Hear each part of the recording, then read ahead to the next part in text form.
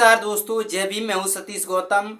आज 15 जनवरी है। 15 जनवरी एक ऐतिहासिक दिन है। बहुजन समाज पार्टी के राष्ट्रीय अध्यक्ष बहन मायावती जी का आज जन्मदिन है।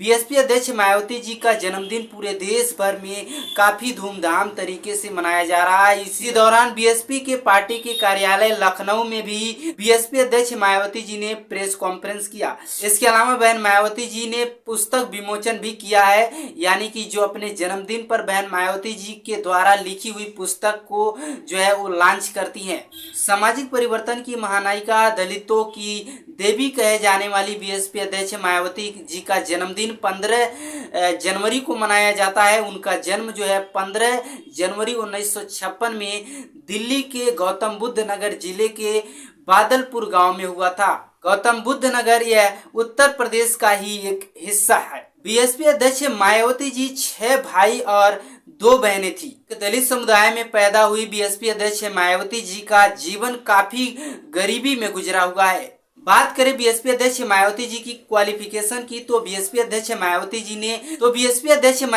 1975 में कालिंदी विश्वविद्यालय से स्नातक यानी कि बीए की डिग्री ली है। इसके अलावा साल 1976 में बहन मायावती जी मेरठ विश्वविद्यालय से बीएड की डिग्री भी प्राप्त की है। इसके अलावा भी बीएसपी अध्यक्ष मायावती जी ने दिल्ली विश्वविद्यालय से एलएलबी की पढ़ाई भी साल 1983 में कंप्लीट की है।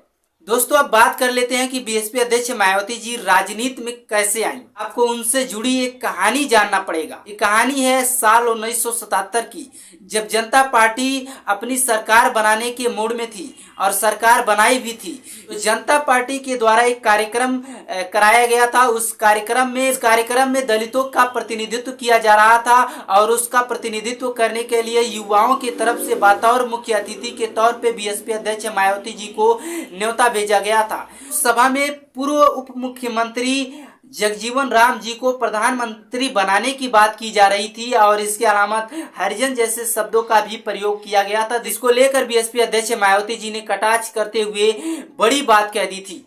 इसका एक बयान आप हमारे स्क्रीन पर सुन सकते हैं कि बीएसपी अध्यक्ष मायावती जी ने क्या कुछ कहा था। इस मंच पर बहन मायावती जी के द्वारा तेज तर्रार भाषण दिया गया। बहन मायावती जी के इसी भाषण से काफी ज्यादा प्रभावित होकर मान्यवर कांशीराम जी काफी प्रभावित हुए थे और अगले दिन मान्यवर कांशीराम जी बहन मायावती जी के घर पे पहुंच जाते हैं। और जैसे ही बहन मायावती जी के घर पे कांशीराम जी पहुंचते हैं तो उनसे पूछते हैं कि आप क्या करना चाहती है। तो उस समय मायावती जी जो है आईएएस की सिविल सर्विस की पढ़ाई कर रही थी, तो वो कह रही थी कि पढ़ लिख कर समाज की सेवा करना चाहती हूँ। कांशीराम जी ने कहा कि इससे बहुत ज्यादा लोगों का भला नहीं कर सकती हो, हम आपको उस जगह पे ले जाना चाहते हैं जहाँ पे हजारों आईएएस आईपीएस अधिकारी जो है फाइलें लेकर आपके सामने जो है खड़े नजर आएंगे। और उसी जगह से मायावती जी की राजनीति में एंट्री हो जाती है। और उसी दौरान 14 अप्रैल 1984 को मान्यवर कांशीराम जी के नेतृत्व में बीएसपी यानी कि बहुजन समाज पार्टी का गठन किया जाता है।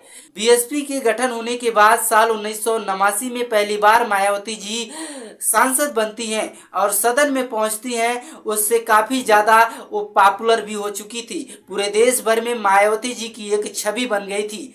कभी साइकिल से प्रचार प्रसार के लिए जाया करती थी बीएसपी अध्यक्ष मायावती जी, आज हेलीकॉप्टर में रैलियां कर रही हैं। इसके अलावा मायावती जी की दिशा और दशा तब बदली जब साल 1995 में 3 जून 1995 में पहली बार उत्तर प्रदेश जैसे बड़े सूबे की मुखिया यानी कि मुख्यमंत्री बनी मायावती जी। इससे न सिर्फ दलित वर्ग में बल्कि एससी एसटी ओबीसी समाज के लोगों में एक राजनीतिक चेतना भी पैदा हो गई थी और दलित समाज के लोगों के लिए राजनीतिक द्वार भी खुल गए थे।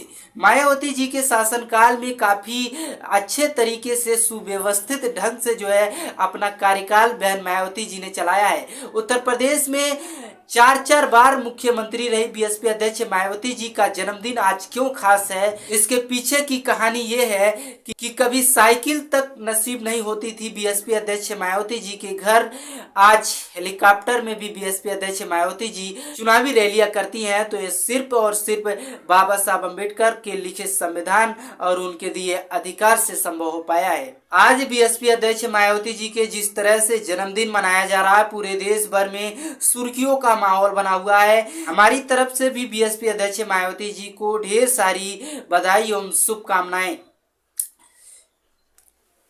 फिलहाल के लिए इतना ही, मिलते हैं किसी और वीडियो में, तब तक के लिए धन्यवाद।